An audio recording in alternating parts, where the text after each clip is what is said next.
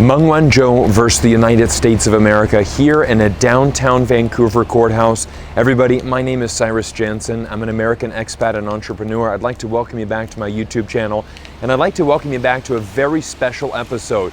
In today's video, I'm going to be sharing with you three main questions that the judge is asking the Crown's lawyers. There have been some significant questions that have been raised. And in today's video, I'm also going to be sharing with you a street interview that I did with one of Canada's top immigration lawyers, Richard Kurland, as he breaks down the facts for all of us to understand.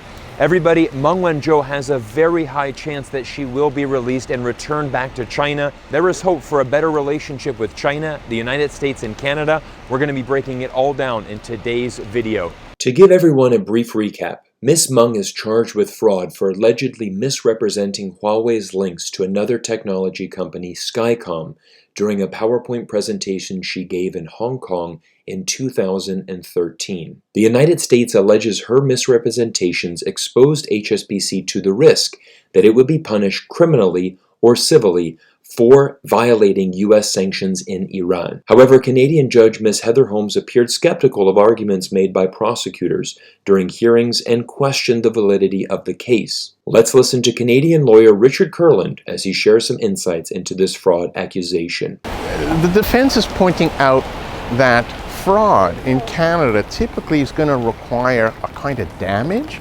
a loss. And the loss can be an actual loss, a loss of reputation, or even the denial of an opportunity. But in this one, defense pointed out that there's been no actual loss. The Crown claimed that potential criminal and civil penalties could occur. Defense pointed out in all these years, since 2013, where's the civil penalties, the civil process, the criminal penalties, or the criminal process? It's not there. So they move towards intangible. The deal is you can't have something that's theoretical, speculative, hypothetical. You need to connect the dots. And so the defense says damage to the bank's international reputation for failing to follow Iranian sanctions doesn't fly based on the evidence. First, Ms. Meng made no statement that induced the bank, HSBC, into clearing, this is technical, US dollars through a US clearing house. The judge went on to ask, isn't it unusual that one would see a fraud case with no actual harm many years later, and one in which the alleged victim had many people who knew the true facts of what was happening? HSBC had knowledge of the Huawei Skycom relationship. So how can you, Crown, say the bank didn't know? And the second hole in the fence is similar. After all these years, where's the pudding? No criminal, no civil penalties or even processes. So how is this allegation of damage to international reputation for having violated Iranian sanctions not speculation?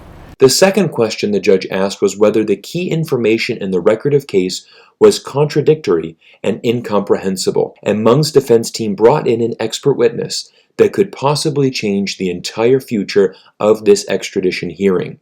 The defense has brought forward a witness, an expert witness. The Crown decided not to challenge that expert witness testimony, which may be devastating to the Crown case. The expert witness went on about precisely the points we've mentioned, Iranian sanctions and what constitutes a wrong, how things really work, what are the civil penalties, and in this case, there's a glaring absence of any evidence, not some evidence, any evidence of wrongdoing, and that this case is without foundation. The record of the case is too vague. The absence of any description of how Iranian sanctions were violated is a death stone to the Crown's case. In addition, it does seem to be heading in the direction of the inability of a requesting state, the United States of America, to have made out a case in law in Canada under Canadian extradition process sufficient to compel Ms. Meng's extradition to the United States. The third and final point is the judge also noted that the record of case failed to clearly explain the issue of violations concerning transactions in Iran and US dollar clearing. It is the responsibility of the bank to determine the route through which the transaction is cleared. Remember, Huawei is a client of HSBC. Richard Kurland goes on to share. What happened was Huawei, Skycom transferred US dollars to the United Kingdom. And HSBC took it upon itself to transfer again those payments into the United States.